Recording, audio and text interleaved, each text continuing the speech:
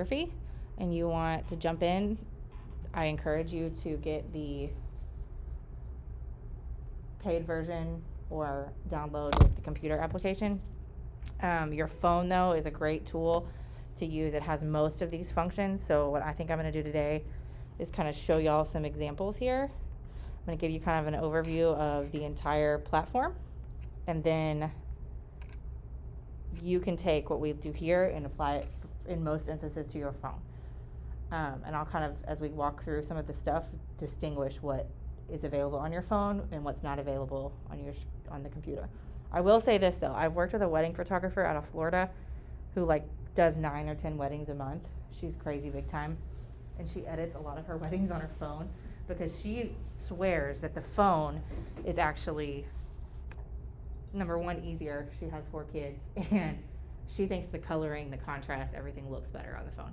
I'm not 100% convinced on that, but there are people that believe that. So Lightroom is what we would call a non-destructive platform. So in the way that you do track changes in Word, so you don't delete things, you just suggest changes, that's kind of what Lightroom does. It saves the original file, but then lets you make a bunch of changes and export the changes the way that you want them. So whenever we learn the big cameras, we can shoot in what we call a raw image, which is essentially like an image that has lots and lots of layers. So when you make these adjustments, the adjustments are more discrete, which means you have more control over the photo. So when you say, I don't like the shadows in my picture, a JPEG is like a flat image. So if you change one part of the picture, you change the entire part of the picture. Whereas a raw file is like lots of layers, if that makes sense. So you can change one part of the shadows versus another. It gives you a lot more flexibility. So when you're shooting in difficult situations, raw is the way to go because you can go back and pretty much fix anything. I only shoot in raw because if I screw up, I don't have people paying me to fix it. So, haha.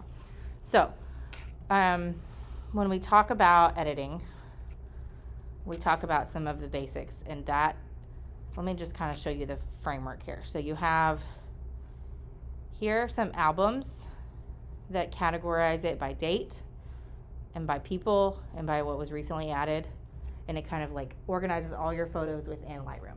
So there's a file structure. Then you can create collections, and that's like I do it per photo shoot. So like the collection I'm doing right now is add communications examples, and you can put your photos in here. So these photos also exist in their own albums over here. So I can like drag and drop, and it's not deleting it, it's not moving it. It's really hard to lose a file. It makes it really hard to screw up. Does that make sense? Okay, so you can add albums here. You can categorize them by date, by time, by names, however you want to break it down. You can also make that screen just go away if you just want to look at your image. So if you've got your collection down here like we do, I can usually make that go away so that I have flexibility and I can just look at my image. It's dark in the back for a reason so that you can see kind of how we turn the lights off in a classroom so we can see the image. Same thing happens here. I'm going to change that picture because I'm tired of looking at her crazy face. Here you can, this is your basics panel. So this is what you'll see in your phone as well as on Adobe Lightroom. Like there's Adobe Lightroom, and then there's Lightroom Classic, which has more capabilities, like you can use different brushes and you can do other things. So for the purposes of this class, we're just going to use regular Lightroom. So we'll just start at the top here. We have what's called exposure. Exposure is how light or dark an image is. You can, and as we learn to critique pictures, you'll hear the term overexposed, which I would argue this is because the whites are what we would call blown out. Like you can't see detail in the whites and the light colors. So I tend to overexpose most of my images because you can always make it lighter, but you can't, once you lose details in whites, you can't bring it back. So these are all sliders that you can adjust. So going this way makes it darker, going this way makes it lighter. And so Lightroom is a very sensitive tool because you can get heavy-handed and you can start doing crazy stuff and lose your effect really quick and make your photo look crazy funky really, really fast. So exposure is the main one. There are some people that edit and they don't leave this basics panel. They just mess with exposure. Contrast is the differences between light and dark. So you can make it more contrasty. See how it makes those colors pop? And I'm making the sliders go way far to the other extreme so you can see the differences. Obviously, when you edit in real life, you don't go crazy. Or you can make it where it's really flat and there's not a lot of differences. See how the whites here are the same kind of tone as the orange versus this way? They're way different. There's contrast, there's pop. This is what that girl swears is the best thing ever on the phone, that you can get like a more of a contrast and more color pop on the phone than you can here. I don't know. So then you have highlights. Highlights are your whites. So anything bright, anytime the light hits the face, it's going to reflect, especially if you have light skin like she does, you're going to have more whites. And so that's what I was talking about, being blown out, quote unquote blown out. Like it's all white and you can't see it because there's absolutely no color and no detail. So you can reduce your highlights, and you see those little spots on her face, that's where it's all blown out. So, or you can make it really bright, which would look horrible. But I argue this, I like this image and it's a little overexposed. So if we were really going to get picky, I would probably move it down a little bit and then brighten up her face, because I feel like she's a little bright and blown out, but that's okay. I went through a phase in my photography life where I liked everything kind of light and airy and really bright, and so things are blown out, and now I've gotten like more into this like moody, dark phase. So I don't know. I'm an artist. I'm a weirdo. So then you have your shadows, the thing that you hate. So you can actually go in and reduce make your shadows bigger, so make it darker, or no shadows. The best way to learn this is just to kind of like start playing.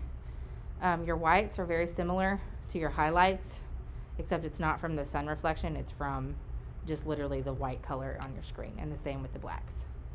So shadows and blacks kind of go hand in hand, and your whites and your highlights go hand in hand.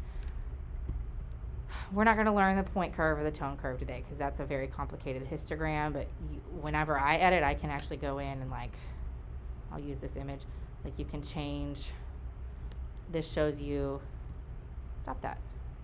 This shows you like where this, like this is from dark to light, so you can actually move it and change your tones and do all kinds of crazy stuff, but that's like a more sophisticated thing. So, but that's there. I wouldn't mess with that as a beginner. Then you talk about color. I'm going to use this one to talk about color.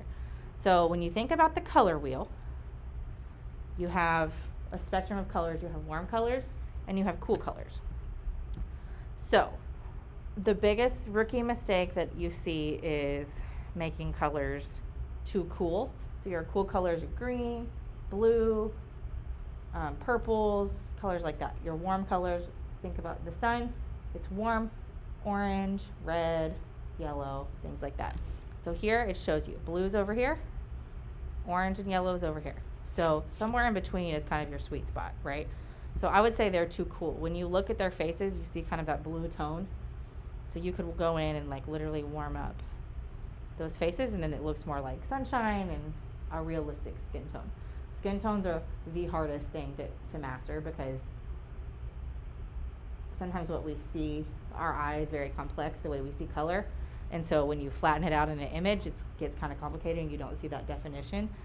So you can actually go in and you could spend days and days and days working on skin tones. But a good place to start is your exposure. Like I was probably a little overexposed. See the difference? That's a little darker. You could probably take your highlights down, might make a little more contrast, and then you can make it a little warmer, and that looks totally different than the image that we started with. This looks more realistic. This is how my eye would actually see it. His little face is overexposed. See that? I can't go back and fix that. Now, when you start messing with temp, you kind of have to start messing with tint, which is the overall color.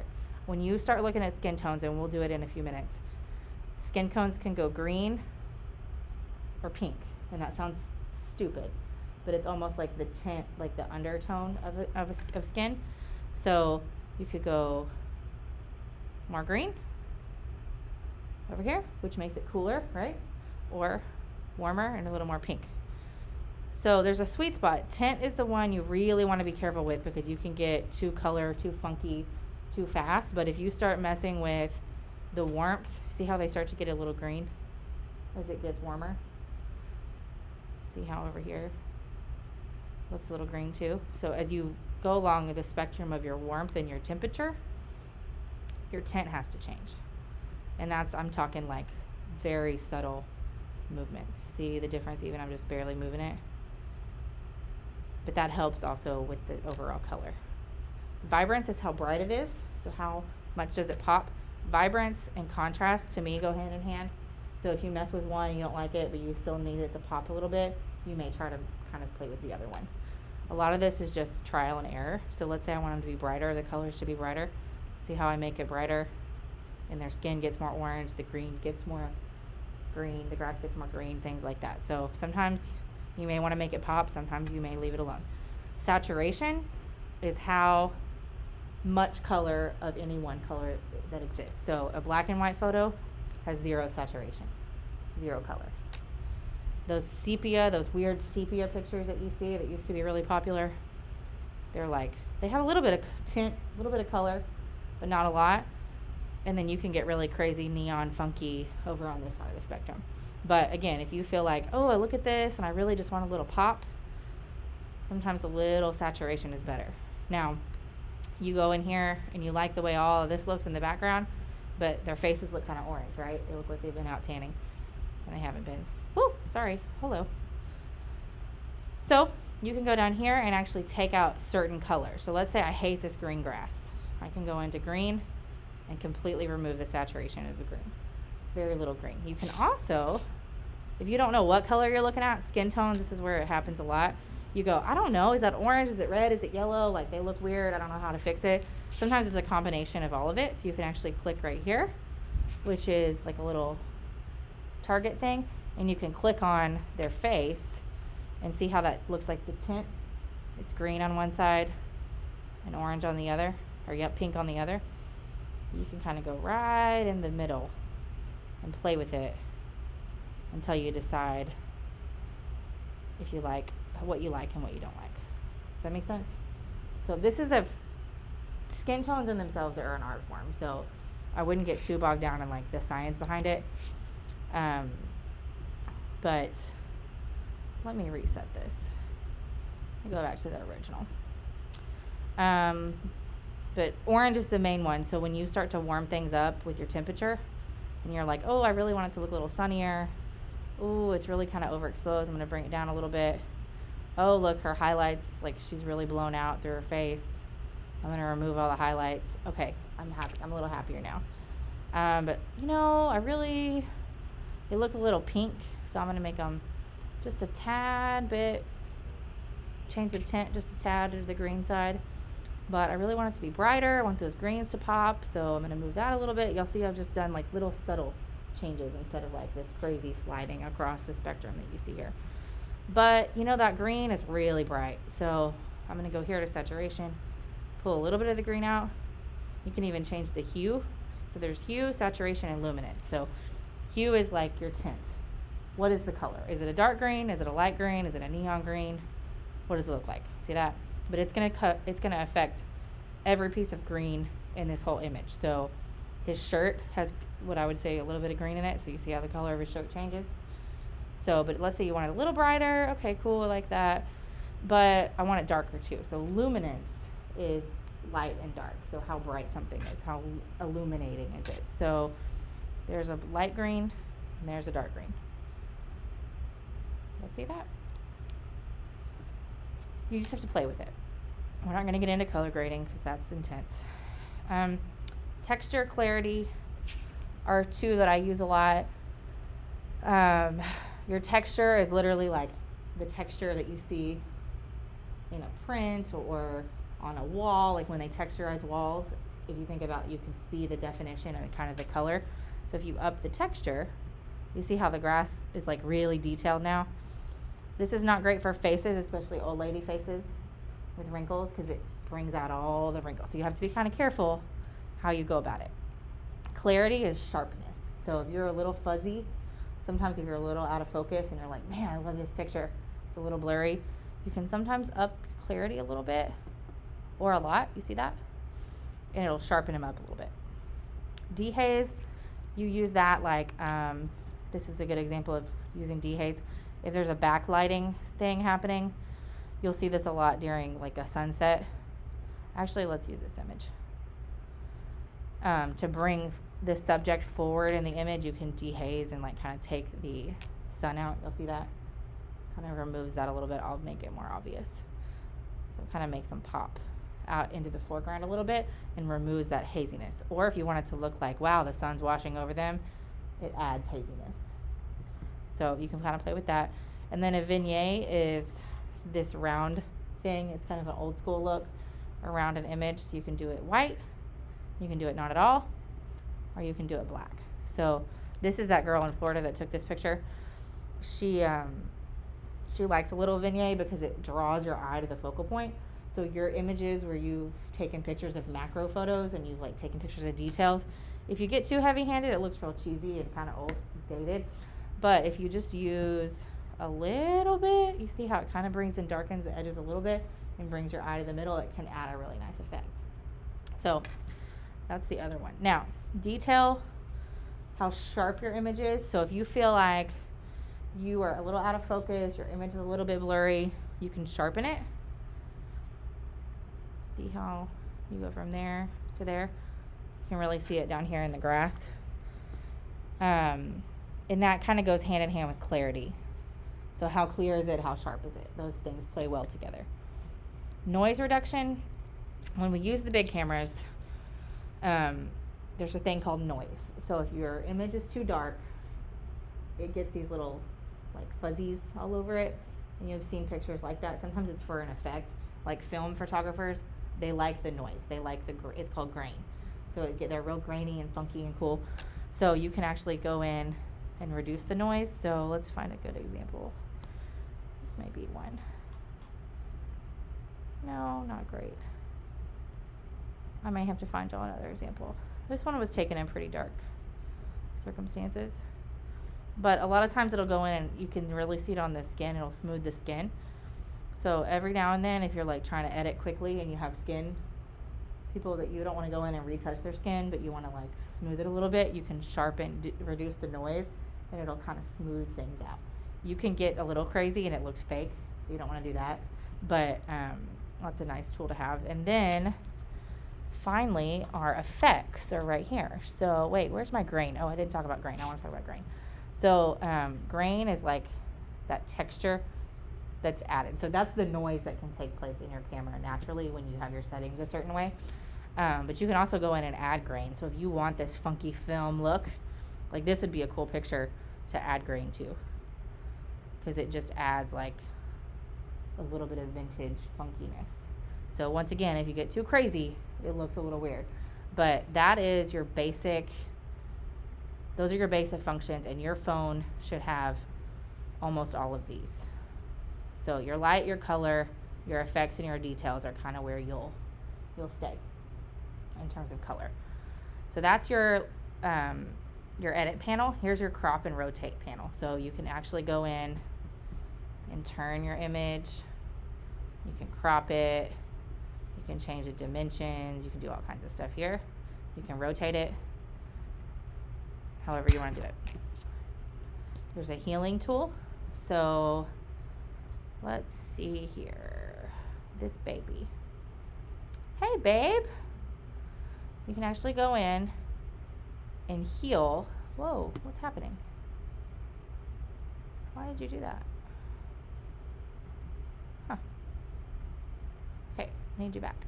And heal parts of the face. So let's say you see like a little imperfection somewhere and you want to kind of tweak it. She doesn't have any imperfections. Well, here's like a little red spot right here. So you can actually go in and click it. It's going to highlight the part you want to change, and you can make it put wherever this circle goes, it will actually put that on in the other circle to replace it. So when you have like people with pimples or like a scratch on a kid's face or something like that, you can actually go in and heal it, and it'll do it. Usually it's pretty smart. Like it knows okay, if I want to heal that, I'm probably going to take it from skin nearby. And so it's usually pretty good, but you can change the size. You can change how thick, like let's say you want to change it a little bit, but your opacity, you want it to be not quite as drastic. You can actually bring down your opacity and change how much of it is changing. So let's say you only want to change it, reduce it by 50%. You can actually take it to 50% right here and only change part of it. Oh, it's not liking that. There's a brush. So you can go in and let's go back to this one. I really like the way this grass looks, but I don't like their faces. Like their faces look too funky. You can actually take a brush and go in and let's say I want their faces to be a little bit cooler. You can actually go in and change. You brush over their faces real quick. See that changing?